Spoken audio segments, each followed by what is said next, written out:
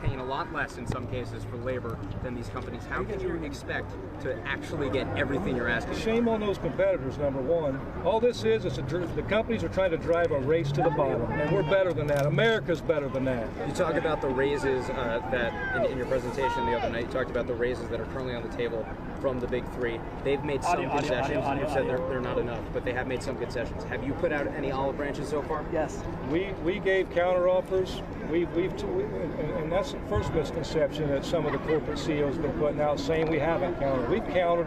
We've had very constructive conversations. We made counteroffers again tonight. It's their fault. It's a shame that they waited till the last week to start meeting with us. What do you say to Americans all over the country who might hear a roughly 20% pay raise sounds pretty good? Well, you know what sounds good to me? There's a serious double standard in this country right now. There's a billionaire class and there's the rest of us.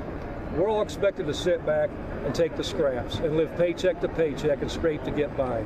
We're second-class citizens. And you know, the sad reality is, you know, when corporations fail, we pay the price. Our workers pay the price. We made all the sacrifice in the economic, in the Great Recession. And you know, the sad reality is they've had a decade of record profits. When they're profitable, it's all theirs. They want to keep it all. And the sad reality is, you know, they've made $250 billion, the big three have, in the last decade. $21 billion in profits in the first 6 months of this year. Why these three? The price of cars have went up 30% in the last 4 years. CEO pay went up 40%. Nobody cried a river. Nobody put fear out then saying what it'll do to the economy. But by God, when workers ask for their fair share, it's the end of the world. It's got to stop. We're better than that, America. Why these three plants? Moving on. You got to start somewhere. We were expecting you know it's all about transition. strategy. So you know what? Now, I'm not going to get into our strategies, but you know what? We got a lot of smart people. We got a lot in our IAB that work hard with this bargaining committee, all these bargaining members, and we have a strategy we've mapped out, and we got a playbook we're going to play by. This is up to the companies. If they come to the pump and they take care of their workers, we'll be back to work. But if they don't, we'll keep amping it up. What did President Biden tell you on Thursday? I don't really want to get into politics right now. So this is about our workers. What do you need from the White House? Are they doing enough? Again, I don't want to talk about politics. This is about our members tonight. This is about us doing what we got to do to take care of the working class. This isn't just about the UAW. This is about working people everywhere in this country. No matter what you do for a living, you deserve your fair share of equity.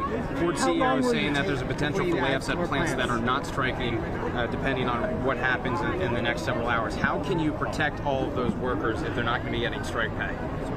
We're going to take care of our members. No one's going to be left behind, but at the end of the day, you're going to spread the strike we've pay got out to do what we've got to off? do to take care of our members. We've got to do what we got to do to get our share of economic and social justice in this country. Does strike pay go to people who are not striking? That'll all be worked out. That'll all be determined by our Secretary of State. Yes. Okay.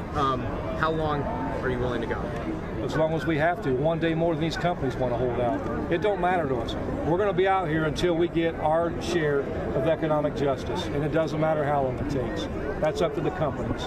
They need to come to the table and get real about taking care of their members that they call family. Ford is saying that they got the first real substantive counteroffer from you tonight. What do you say to that? I say Ford never made a substantive counteroffer until the last week. You know what? They have had our demands for 5 to 6 weeks now. They've done nothing. None of the big three did anything. We had to file ULPs, unfair labor charges, against 2 companies just to get them moving in the last week. This is on them. They all waited till the last week to start talking.